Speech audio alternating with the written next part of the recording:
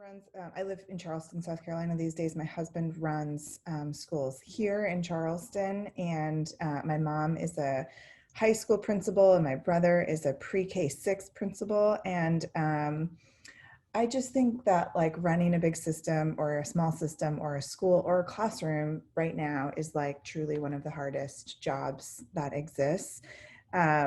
Maybe outside of like being the nurse and the doctor at the COVID unit in a big hospital in a big city or something. But I just like am incredibly appreciative of the work you all are doing. And I say that having run a big system, and I didn't do it during COVID, and it was really hard, not during COVID.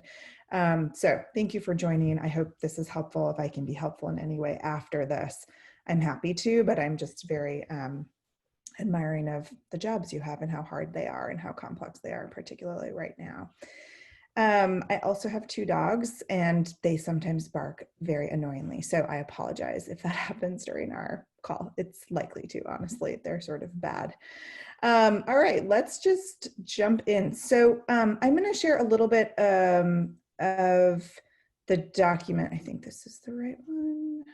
Let me just make sure. Okay, can you see? I'm going to go into present mode. Y'all can see my screen. Looks good. Yep. Okay, great.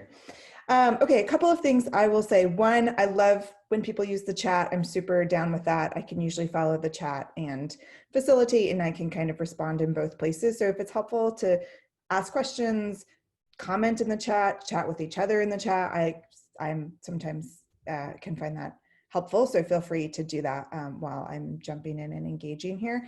Also, we have a small group, so just like jump right in, like pause at any point in time. You can ask me questions. We don't have to wait until there are formal pauses. Like, I really want this to be helpful.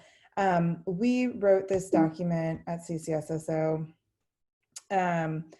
It's sort of funny because it's coming from a state organization, but it's actually a district facing tool. So we heard from state leaders, and they said, please just give us something we can like honestly give to our districts to help them right now, because we are all feeling so overwhelmed.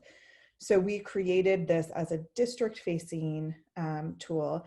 And specifically, we did it again in response to a request from districts and states way back in April when everyone started going virtual, and folks just said, we just need honestly like guidance for what to do this fall. So we put together a team.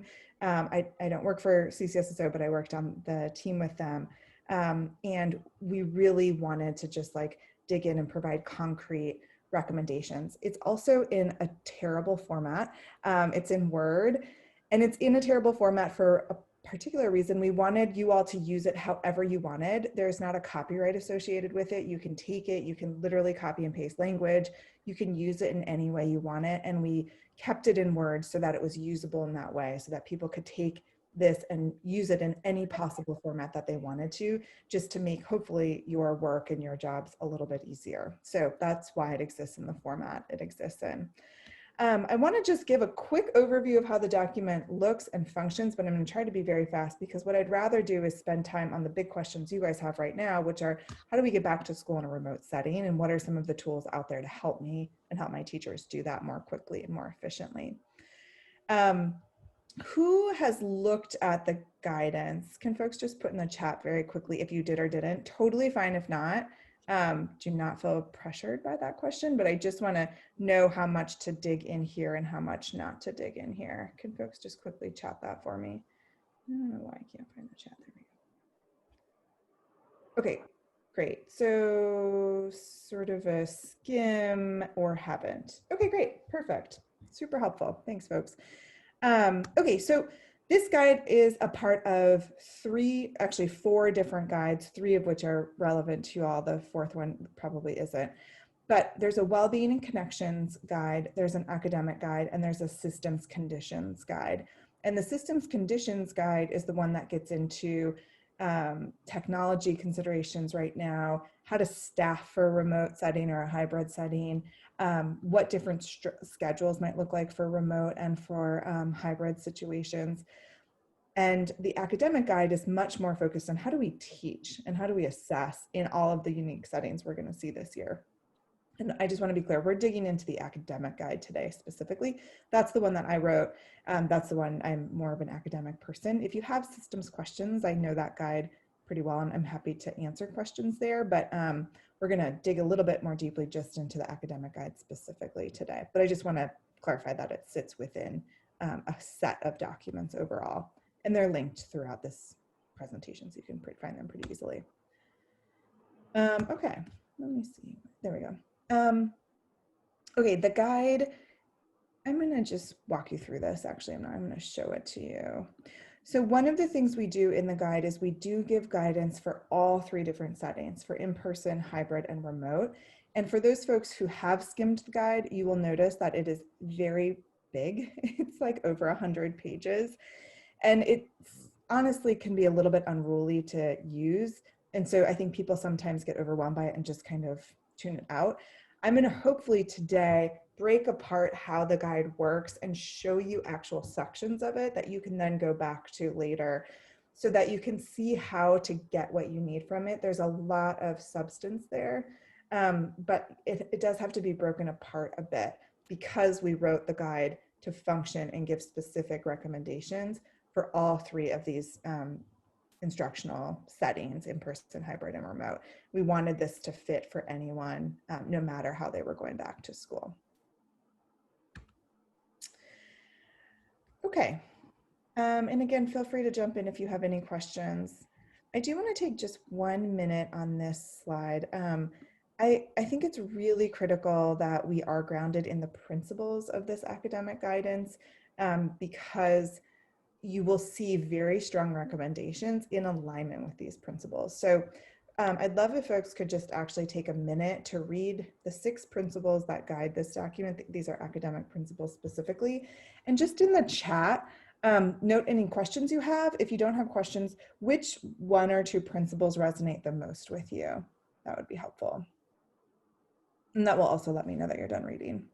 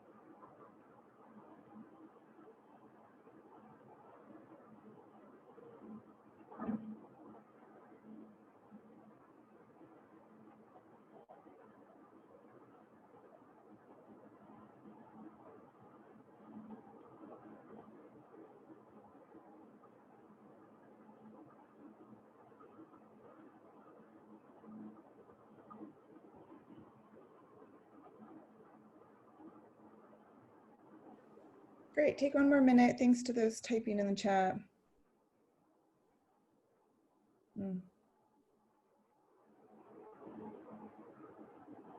Great.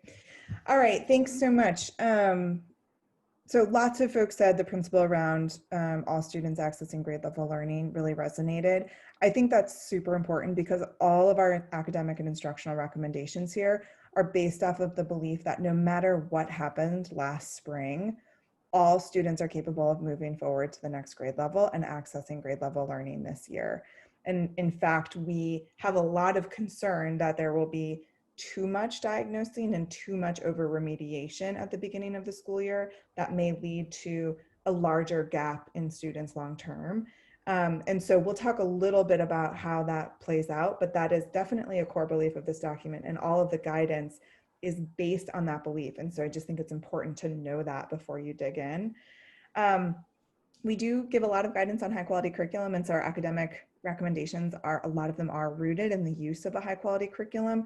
We generally believe that, but that's sort of true now more than ever because of the need for coherence for students who are popping in and out of different settings. Some will stay remote for longer, some will stay in person. Parents are trying to manage it. And with teachers who self-create curriculum day over day, the confusion and the inability for collaboration with parents, with students, and with other teachers is so much harder. So you'll see a lot of recommendations in this guidance around curriculum use, high quality curriculum use. And in fact, recommendations and guidance for districts who are making a switch now to high quality curriculum which we know lots who are doing it now, and we know lots who did it in April to great success. So it's possible, and we give some guidance around that stuff too. And the PL stuff, we will talk about some of that hopefully today as well. So we have lots of specific recommendations around what to train teachers on and how to do that. Okay, just important that we get grounded in that so that you don't have questions on some of the actions that might come up later. This guide is broken into 4 big sections: priority instructional content, which is mainly focused on math, ELA, science, with specific recommendations for our English language learners and our special education students. I get lots of questions about other subjects. I'm happy to talk about those, but we felt most urgent around recommendations in those 3 core subject areas. And so just want to be clear about that. We get into recommendations around curriculum and instruction, assessment, and professional learning. So we can talk about each of those buckets. I'm not going to do that here. Okay, so I'm going to do a little bit quickly about how this guide is structured. And then what I want you all thinking about right now as I sort of orient you to the structure of the guide, because in about 5 minutes, we're going to come back and do a quick poll. I just want you to start thinking about, like, what are your greatest questions right now? Like, what do you need resources and support around the most? We're going to come back in about 5 minutes and do a quick poll to see what would be most helpful, because I'm going to actually prioritize based on your questions and recommendations, and we're going to dig in to the guidance and the samples that way. But before we do that, I want to orient you to 2 different places in the document. Again, this document is really big, and you can get really lost in the weeds, and it can, I think, feel a little both overwhelming and frustrating. The first helpful orientation point is the table of contents. It's just a really easy place to get access to your links and to see sort of how the document's set up. We've set it up into 3 different phases: the planning phase, which is really where we are now. So you'll spend the most time in the planning phase steps. And then launching phase and sustaining phase you'll get to later. You don't even need to go there really right now. But the planning phase, this phase right here, is where you'll spend the most time. And then the appendices. This document is very rich in its detail. I would say over half of the document is our appendices. And we're going to dig into the appendices today, but having quick access to them is going to be really helpful. And I'll show you why as we get into some of the big questions, but just want to highlight the usefulness of the appendices in this document. The second major place to go after you get through sort of the overview sections is how this document works, and when you start getting into the key actions. So this really is the grounding place. What we've laid out are 6 major action steps to prepare for the school year: 6 for curriculum and instruction, 6 for assessment, and 6 for professional learning. These key action steps in and of themselves are not that helpful. They're probably things where you're like, yes, I feel clear that I need to take that step. It's the detail that lives within these steps that's really helpful, and I'm going to show you how to get into that detail very quickly. But when you get in the detail, you can get really lost in the weeds. And so when I feel lost in the weeds, I pop back up to this overarching section right here, and I remind myself there are 6 things I need to do to get ready for curriculum and instruction, 6 things to get my assessments in place, and 6 things for professional learning. And that kind of keeps pulling you back out of the weeds of the system. So I just want to highlight this page in particular, because this is sort of really where the action happens. So when we dig into curriculum and instruction, let's just take prepare and use your curriculum as an example. We can click on this and go to the deeper level step-by-step process. So it takes us down to a bookmark page, and it lays out all of the steps to prepare and use your curriculum for the different scenarios.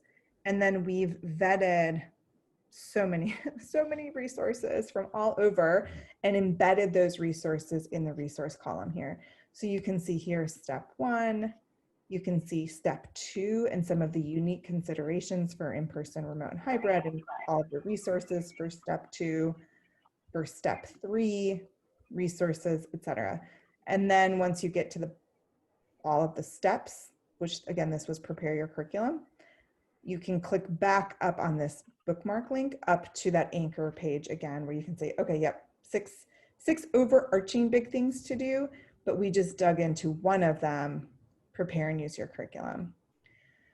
Any questions just about like how this document is organized or how it functions?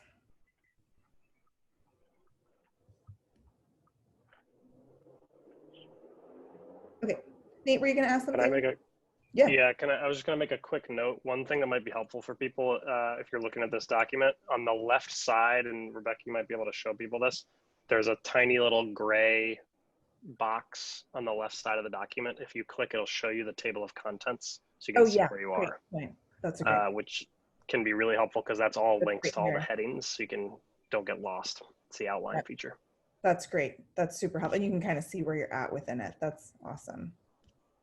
Perfect. Thanks, Nate. All right.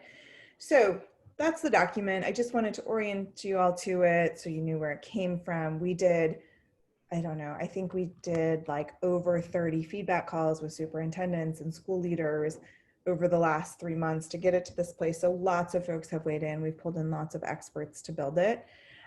Including a partnership with student achievement partners and a couple of other national, like Center for Assessment, other national organizations helped us co-author portions of this as well. But the biggest thing on your minds is like you're getting people ready to teach. For the most part, it looks like remotely.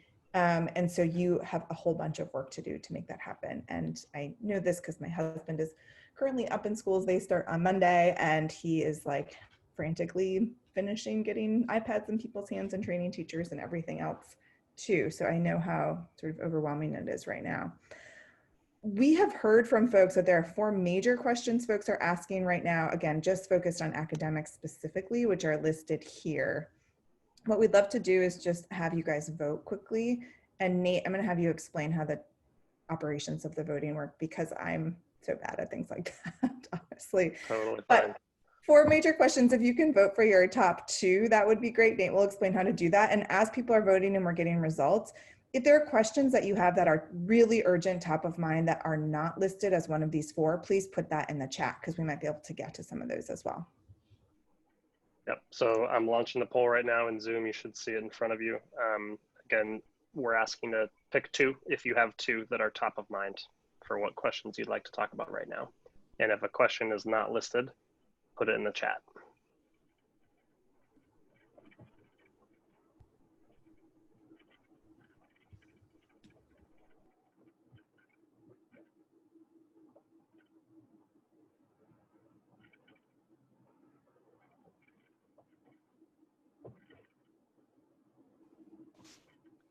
I believe that's all of our group. Anybody need to another 30 seconds? John is voting for the first and the 4th question. FYI, we'll add his. I'm not sure if on the phone if it shows up. Okay, I'm gonna hit end poll right now then. We can see the results. And again, John adds a vote for number 1 and for number 4. Oops, sorry, I didn't share the results. There you go. Now you can see. Great. So professional learning, it looks like our top, and then second is curriculum. Oh, curriculum actually, and first week of school are tied. Okay, great. Are there any other questions that did not asked here that other folks have? You can just say them. You don't have to use the chat. Okay. They might come up as we go through, which is great. And just, again, say them, jump in, or use the chat. So what I'm going to do is I have a slide for each of these core questions. We're going to start with the PD question first, since that was the most needed. We're going to try to get through as many of the questions as we can in the time that we have. What I've tried to do in these slides for you all is just lay out the big major steps and the links. So you can start to see where to go in the document to take some of these steps or answer some of these questions, just to make the document a little bit more accessible. As we do this, I'm going to pull up the document and actually show you some of these different portions of the document to start to answer your questions. Because again, I think a lot of it sits within, and a lot of this you're going to want to go back to, but these slides will be here so that you can go back to the specific links within. So here you can see throughout these steps, they've actually linked to the specific place in the document that's most useful, just so it's most accessible. So the first question. Sorry, Yeah. Rebecca, can I share the slide deck with everyone as well? Is that okay? Oh yeah, of course. Yep, totally. Yep.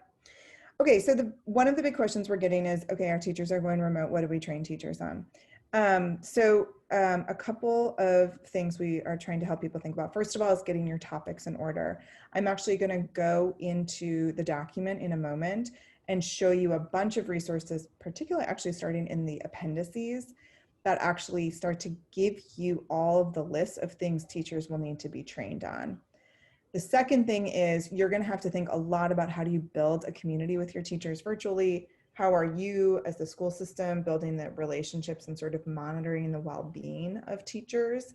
And then we're going to talk about the differences in virtual instruction and the PD necessary there, and the work around training your teachers to teach their content area remotely. So what are the pedagogical things in math and in ELA that are specific to those areas? And we've laid those topics out too. And then how do you bring all of that together to sort of focus your training, your collaboration, and your observation and feedback cycles? And we'll go through the resources to support that. So let's just dig in. So one of the first places that is going to be helpful to check out is, let me see here. Here we go. So if we go down to Appendix D, again, the first thing we're doing is getting clear on like, what are the different things we actually need to train teachers to do to teach virtually. Appendix D has laid out remote learning considerations. When you go to Appendix D, there's a lot of stuff here. So this first topic are the general buckets of remote considerations. And they really fit generally roughly into sort of three categories: building community. What are the steps you take as a teacher to build remote community? 2, building individual relations with your students. And 3, just general good remote pedagogy. How do you manage a classroom remotely? How do you establish routines remotely? How do you, some of that stuff. What's not included here are the basics of like, how does Zoom work or how does my platform work? We didn't do that because we don't know the different platforms that folks are using, but that will certainly be something you need to do. So what we've listed here are the big instructional considerations for general remote instruction, and those you can see are bolded here. Then you can see a whole bunch of examples. Good, how are you? You can see a bunch of examples of resources where they've detailed out what those remote instructional priorities look like. So you can see those curated here. This list will be helpful to just get this list. Then what we've done is we've tried to detail out the specific math considerations. These are just for more general sort of structural things for running a math classroom in a remote setting, running an English classroom in a remote setting, running a science classroom in a remote setting. You can see these things here.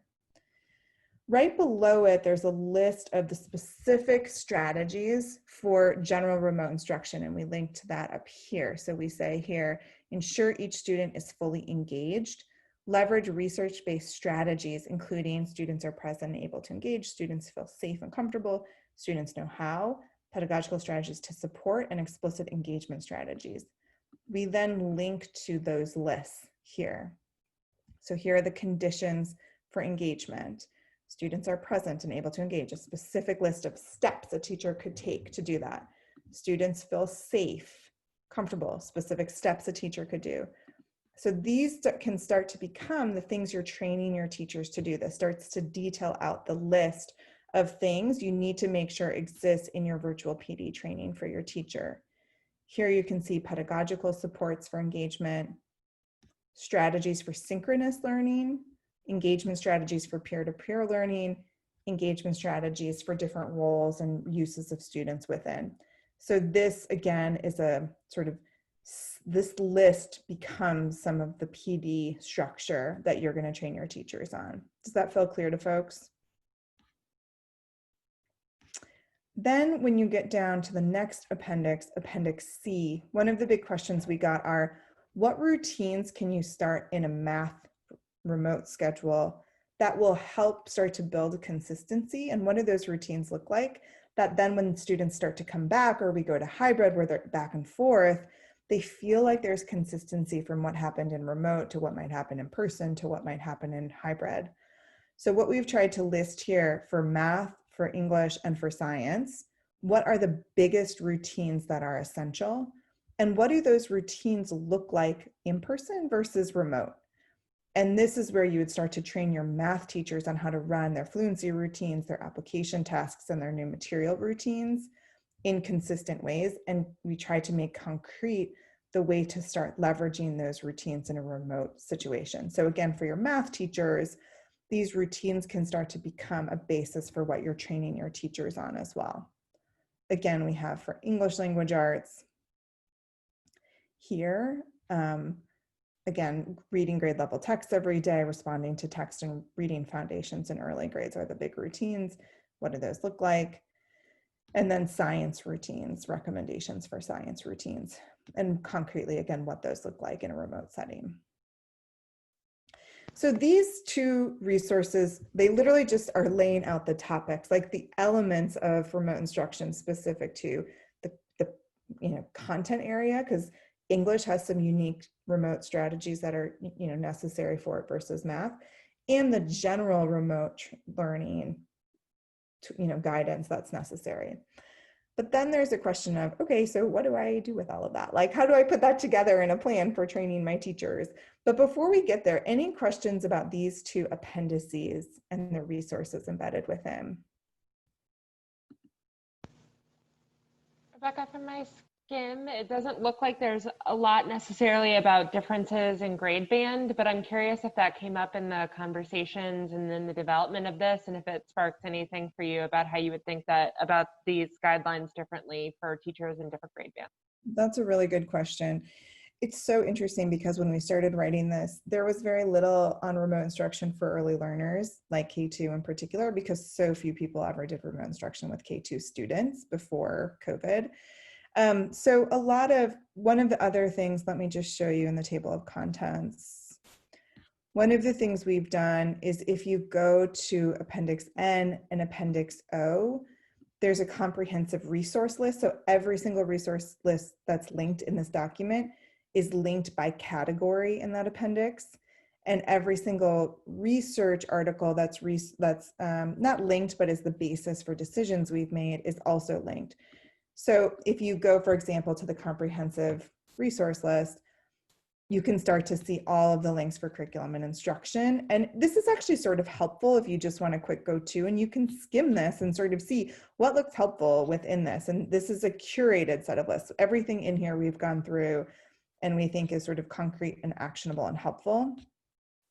But here's a whole set of resource lists just for distance and online learning, right? So this is just recommendations. And within this, you can see some specifics, like here's a guide for English language learners and distance learning with English language learners. There's a whole bunch of stuff in here for remote learning with English language learners.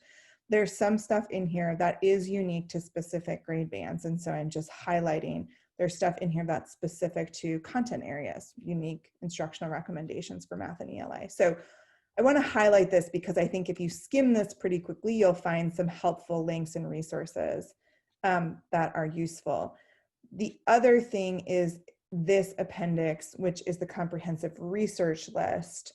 And in this list, there are, again, some research articles that folks have found helpful on remote instruction. So there's some on remote and online learning, but you'll see there's not a ton, right? And especially not a lot in early learning for kids. Sorry, I just clicked on a link that I did not mean to, because folks just haven't done a lot of it. What we know to be true is that early learners can engage effectively online.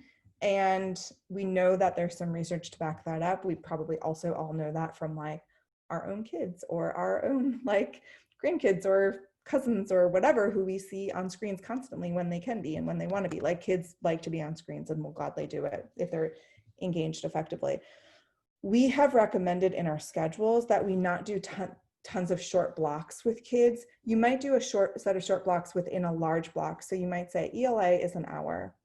And within that, the teacher is thoughtful about doing shorter things to engage students and have them work and engage and do work. Especially in the lower grades, we're finding that necessary.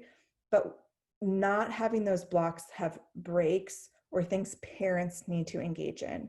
When parents have to be facilitating every 30 minutes to 45 minutes, parents are literally just like, I can't do this. And they're stopping. Like they're pulling their kids literally out of the virtual space because parents are like, this is bananas.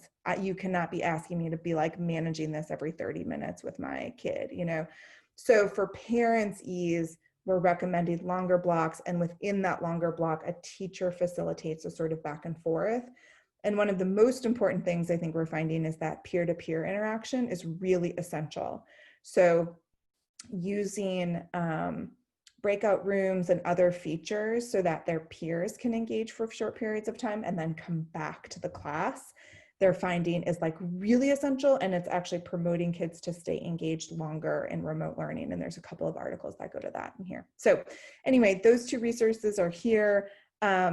We have some recommendations for K2 reading in particular, which is like a huge struggle for folks right now. Like, how do we do reading foundations virtually? There are some recommendations in that table in Appendix D for K2 reading instruction. And so you could dig into some of those as well. Yeah, great. Thanks, Nate, for including that. And we have some recommendations for peer-to-peer engagement strategies in Appendix C that I showed you as well. But those are really sort of some of the essential elements of engagement. Yeah. Any other questions right now just on these two appendices or sort of topics of online learning? Looks like a question from Dixie in the chat says, have you addressed asynchronous learning and teaching? Yeah, Dixie, just to clarify, is your question, how do you plan for good asynchronous learning?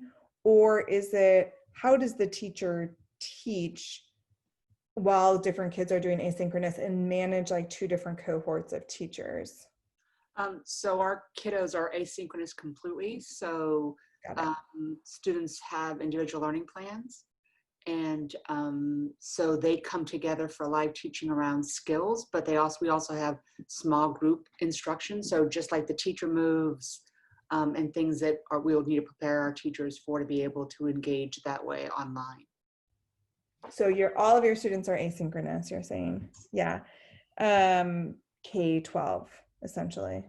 We're a high school. We're high schools. There are 3 high schools. You're just high school. Okay, got it. I'm like, oof, okay, that's a big question. I'm like, that's a bit of a different thing. There's a little bit of guidance in here on asynchronous, and I would definitely skip to some of the recommendations on the comprehensive resource list. There's some resources that are specific to asynchronous learning, so you might just pop down there, Dixie. I'm going to be super transparent. There is less on asynchronous learning in here, but some of the routines we're still recommending. So I would still look at some of those instructional routines. And in the wellness guide, there's a lot of recommendations on how to build individual relationships between teachers and kids. And I would look at that wellness guide for some of that relationship building stuff that students are likely going to need even in an asynchronous setting. But I think that a lot of the components are going to remain the same as the remote setting for you all, and some of the recommendations around specific facilitation and pedagogical strategies actually remain the same. The biggest thing you all are going to do, which is what we're going to talk about next, which is like, how do you get your curriculum ready for that standpoint, or how do teachers actually plan for that, which is a different ballgame than people who are doing it synchronously for sure. But we can come back to that one hopefully if we have time. Yeah. Thank you. Yeah, it's a hard question. Okay, so let's keep going. So we just talked through like, here are the big topics, right? You have to get general remote instruction pedagogy right. Then we talked through those topics in Appendix C. And you have to get content-specific pedagogy strategies right. Those are the 2 big buckets of work that you're going to have to build into your PD for teachers. And we talked through some of those strategies in Appendix D. And depending on your curriculum provider, they might have guidance on what else you need to get right. If we go down in the planning phase to professional learning, there are a couple of additional resources that are super helpful. Let me go to the key actions overview. So in professional learning, there again, just like all of the big buckets, there are 6 big buckets. We have complete a needs assessment, plan traditional professional learning sessions, plan collaborative learning, plan observation and feedback, we'll talk a little bit about monitoring and communicating with your teachers. In the Planning Professional Learning Session series, there's a couple of appendices that are particularly helpful. So you can see the steps here that we recommend, some of the steps here for planning remote collaborative support for teachers, and again, some of the steps for observation and feedback. But really a lot of the helpful stuff, I will say, for this is in the appendix. So let me show you where. In appendix, here we go, sorry. The document is moving slowly right now. Okay, here we go. There are 4 appendices that are helpful to you all, Appendix J through M. One is the list of knowledge and skills for teachers and school leaders for this year. The second is a teacher and leader self-assessment. If you want it, you can use it. It's already created. It's created as a survey. Actually, you could literally just send it out as is. That exists. We actually have some samples of professional training scope and sequences given our topics, and I'll show you those in the appendix. And then a collaborative plan time reporting template as well. So let's just go to this first template, the list of knowledge and skills. So I just talked through like some of the unique considerations for remote teaching. In Appendix J, we've listed some of the the buckets, right? You have for teachers, culture and climate, you have family engagement, planning and instruction, teaching remotely, and teaching ALS and students with disabilities. And we've listed some of the specific bullets that teachers need to be trained on in each. So this list just gives you a comprehensive set of, like, here's the ball game sort of for teacher training. But this list is a little overwhelming, and you're honestly not going to be able to prioritize it all, right? So what we've done is we've created, here's the self-assessment. You can see the instructions for how to use the self-assessment if you want to. But here we've actually created some recommendations for you. So if you click on this tool, this guide actually is a tool to help you. It lists all of the different bullets we said about what teachers and principals need training on. And it's just a tool to help you think through prioritization based on surveys or based on your own, understanding of what your teachers need. But the other thing that exists here is this. The system level sample scope and sequence for teachers, and then there's one for principals as well. You can take this sample scope and sequence, and we have a blank template where you could create your own. We've taken all of those different topics that we listed out in that chart, which is a lot, and we've basically tried to give you a prioritization of that you can start from at the very least. And we've said, here's what we would, here's when we would train on these different topics, and here's what's high priority and maybe lower priority. So green is high priority and yellow is lower priority. And then this scope and sequence starts to build out when during the year might you want to train on some of these different topics.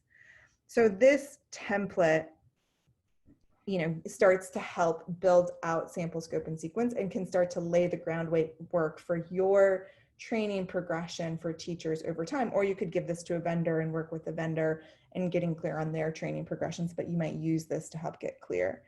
But again, some of the detail for this, like on, some of the strategies for engaging students remotely, that will come from Appendix C that we looked at.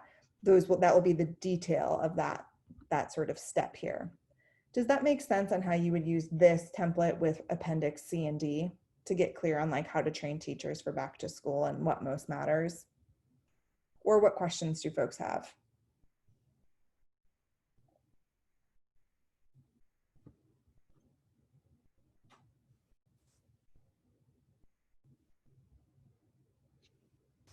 Rebecca, I'm also wondering recommendations around using this, given that these teams have already done a lot of work around this, right? Like they're not coming to the table like, where do we begin, right?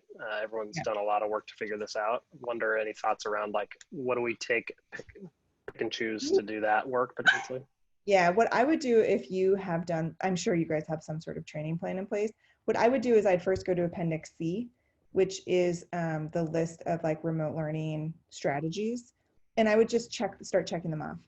Do we have in our plan right now a plan to train teachers on peer-to-peer engagement? Do we have a plan on how to train teachers on how to facilitate general engagement with the whole class? Do we have, like, I would just go through that chart in Appendix C, and I would just cross-check against what you have and see, do you have a plan to train teachers on it? Because those are the elements that research tells us teachers need to understand in order to be able to facilitate effective remote instruction. So that's the first thing I would do. The second thing I would do is I would then look at this document, this Excel file, and I would sort of do the same thing because it's going to be a little bit of a higher level, and just make sure that I have all the buckets. Do I have stuff on here specific to building community and culture?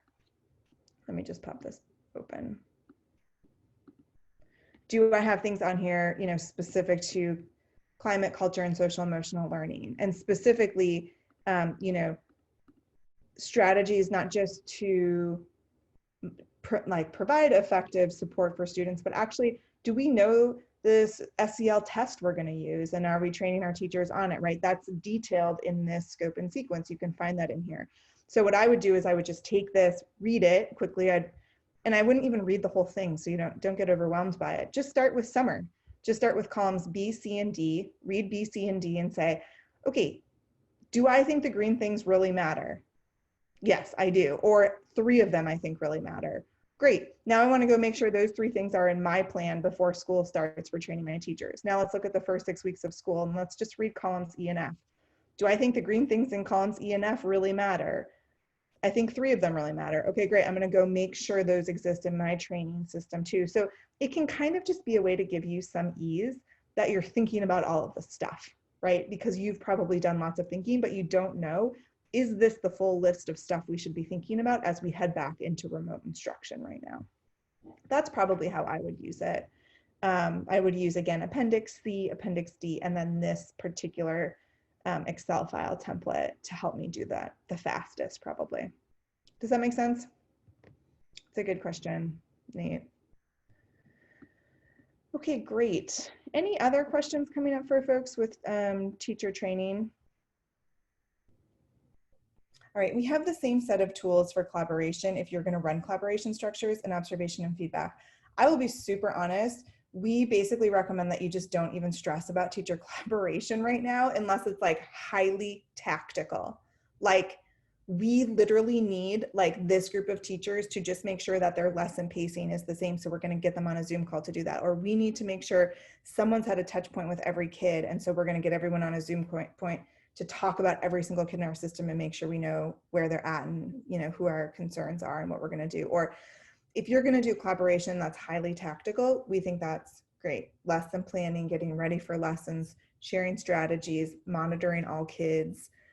But like deep sort of training in collaboration right now, we just feel like is likely to be so overwhelming for you and your systems that you should just take a breather and know you'll come back to it and it will be okay, and maybe prioritize more large scale training you need to do, and then just like tactically getting everyone ready week to week, and come back to collaboration, observation, and feedback as you go.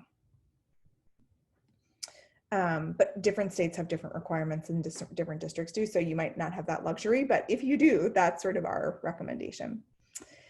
Okay, any other questions on PD or just like communicating with teachers? We have a whole set of recommendations around what to communicate to teachers when. You can find that here, and again, I would use that as a comparative checklist, not like a, let me see, it's in here. I would use that more as a like, am I communicating on this stuff too? So if you go back up here, there's a list of communication recommendations for curriculum assessment and professional learning. And within those lists, we have recommendations of what needs to be communicated to teachers, to students, and to families. So you can just cross-check those lists and say, are we communicating this set of things or not? It's again, mostly meant to be sort of like a cross-check. And then we have sample communication. So we have linked samples of emails to families, to teacher and family, you know, trainings, you know, that sort of things. Those are the vetted resources that live within. Okay, I'm looking at time. I know we don't have a lot of time left. I think the biggest thing I want to highlight on all of this is that these slides might be your most helpful entry point because the document, as you can see, is really big and meaty. And so, for example, we have a couple of slides here on how do you get your curriculum ready for use, which was the sort of another big question that was coming up for people. What I've tried to do is sort of identify the key elements on the slide and then link to the specific points in the document where it's going to be most useful, so you don't have to sift through the whole document. So I would just look at these 4 questions and sort of dig in. The biggest thing I will say to me is getting curriculum ready for remote instruction is like a massive lift. And what I worry about is we're doing a lot. I worry that we're sort of leaving it to teachers to be making every decision. One thing I will say is, first of all, some curricular providers are doing the work for you. You need to check and see if your curriculum provider is. This link right here will tell you. So this link will take you to this page. Oops. It will take you to this page. The Collaborative for Student Success has collected from publishers what they are and are not doing. So let's say you're using Eureka Math in your district for grades 3 through 8 or 6 through 8. We'll just click on one. It pulls up a document from Eureka Math and it says, what's available? Will you adjust your scope and sequence to align with the priority instructional content? Yes or no? If yes, when's it available? Eureka Math is. It's available the 3rd of August. Will there be, unit level support for remote and hybrid learning? Yes, for teacher facing, yes, for student facing, but it's not available from Eureka Math until August 30th or August 3rd. So here you can start to see, what is available and what isn't from a specific curricular provider. And again, a district can just sift through and find this, because if a curricular provider is going to do a bunch of the work, that's great. You just need to know about that as a district. And so this link helps answer that question about what's coming and what's not and when things are coming by specific curricula. So just want to highlight that particular resource because I think it's so useful for folks. If your curriculum provider is not doing the work, you and your teachers have to. And so we provide sort of the steps for doing that and some of the, again, embedded resources. And then sort of same thing for recommendations for schedules, for remote schedules. And then the question that came up, weekly schedules, what needs to be considered. We have some links here, and then we have links to resources. We have like what things, what do you need to be considering overall? What should you be aware of not to do? And then we have like a whole bunch of samples and resources. ERS has put together a whole remote learning compilation tool that's very helpful. It has tons of sample schedules, recommendations, what to do, what not to do. It's a very concrete and practical tool.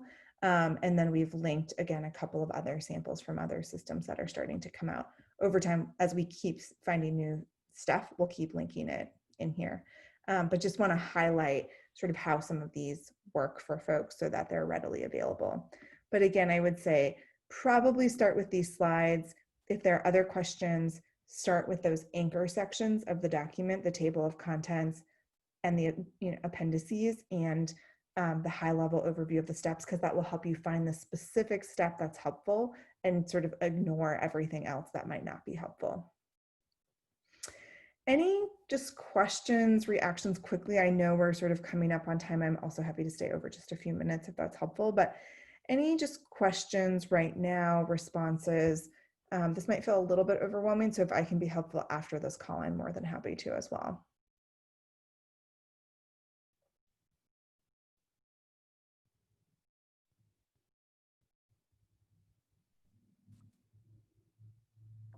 Would also love to hear takeaways if anybody has any high-level takeaways they'd like to share with the group if we don't have questions.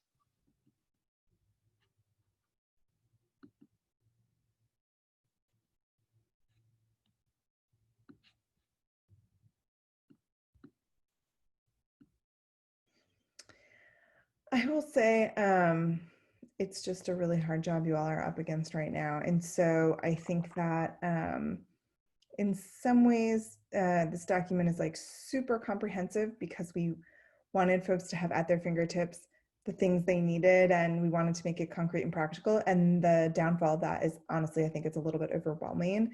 And I imagine you all are feeling overwhelmed a little bit too. The biggest thing I would say is you are going to just have to function a little bit on instinct on some of this stuff and feel okay about that. And use this document, if nothing else, just to kind of gut check your instinct versus feeling like you have to do every step in this document, or I probably wouldn't use it for that, or you're just going to feel overwhelmed. But like, okay, today I have to like build the professional learning plan for my teachers in the next hour. I'm going to write what I think. Then I'm going to take 15 minutes and I'm going to go to Appendix C and Appendix D, and I'm just going to gut check against whether or not I'm missing any big buckets. That is a super helpful use of this tool, right? Like, you're going to have to just sort of use it to just check and make sure you don't have big gaps, or to find a quick tool that's really useful. Don't feel like you have to take every step and constant, like you're just going to get overwhelmed and you'll probably just never use the tool. And so, and the more other people like me or others can be helpful and just say like, okay, just like get it all out of your head. Just like forget everything existed. You have to train a bunch of teachers to teach remotely. What do you think most matters? Okay, there's probably a couple of big buckets. The curriculum, it has to go remote. How do we make sure it does that for math and it works for math? The technology, do they know how to use Zoom and all the other things? And like, do they know how to build community and like build relationships with kids? Those are probably the three big things. Okay, what's within those? Brainstorm it, be fast, double check it from a tool like this, and then roll. Like, you're gonna have to feel comfortable just not always getting all the things right. And I know you guys feel comfortable with that because you run systems and that's what systems people do. And you run on instinct all the time when you run systems. So I would just say that, like, use it as a backup, use it to find a resource you need, use it to gut check your thinking, and don't feel like it has to be this overwhelming thing that you have to follow step by step, because that's just not the world any of us are living in right now. And if I can be helpful, Rebecca, thank you. Let me know. Feel free to reach out. I can put my email in the chat. But you know, honestly, I'm totally happy to like find resources for folks, or you know, I do not work in a system right now, so my job is like a million times easier than yours. So if there are things I can do to be useful, just reach out and let me know.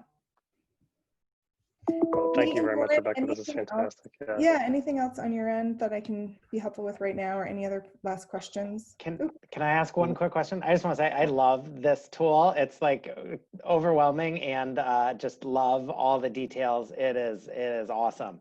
One of the things that we're wrestling with is this notion of kind of like, you know, saying we are not gap hunters, right? Yes. Like, we're not trying to find all the kind of like holes and, you know, like to, you know, kind of move to below grade level. And one of the messages we've been sharing so far is kind of like, you know, this fall is a very different year than last spring, right? Like last spring, we were kind of trying to figure it out. This is, to the extent we can, despite we're starting remotely, we're trying to have a normal year, right? Like the standards are the standards. I'm wondering how to hold that intent. If you have any thoughts about how to hold that intention with this notion of kind of like the Student Achievement Partners recommendations that I haven't dug into yet, about kind of prioritizing particular standards or content or some of these publishers' guidelines for focusing curriculum in tension with that other kind of idea. Does that make sense? Yeah, they don't really sit in tension in my mind, and I'll explain how.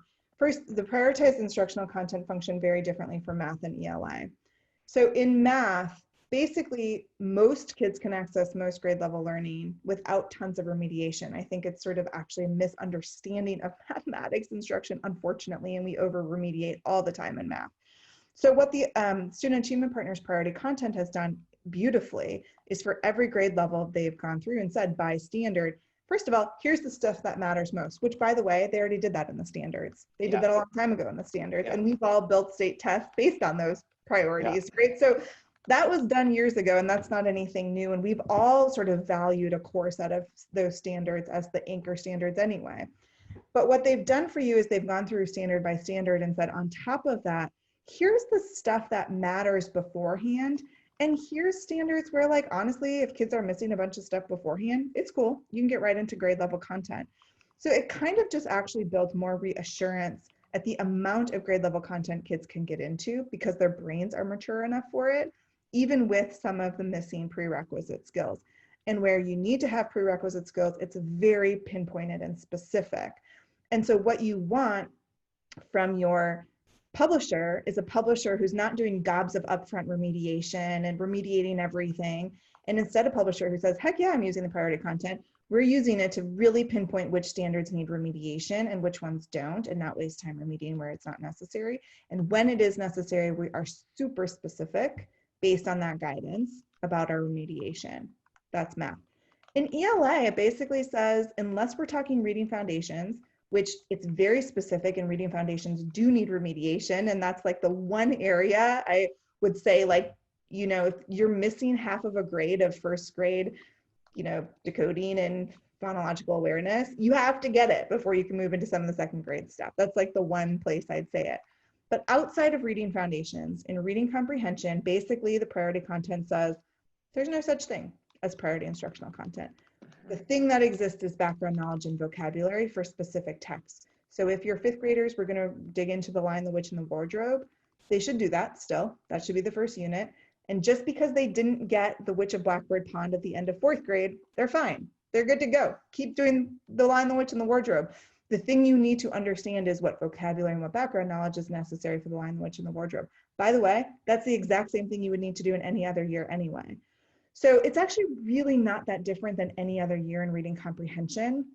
And in some ways, this is an opportunity to re-clarify what reading standards really look like in reading comprehension and writing anyway. Again, I'm happy to talk about both of that in like great detail. But you know, if I can be helpful, shoot me an email and I'm happy to talk it through. But I think there's really good messaging that will resonate with your math teachers and your ELA teachers uniquely and distinctly that you'll want to think through. That is super helpful. Thank you. Yeah, and that document's helpful to think through that. They're pretty explicit about some of those things in those documents. But I love that you guys are focused on that. And I just wish we could get everyone to sort of understand that. And there's just like, you know, kids can do a lot. Their brains are the same maturity. It's just that they have some missed skills, and those things can actually coexist, and we can move kids forward based on the maturity of their brains. So it's so awesome that you guys are thinking that way.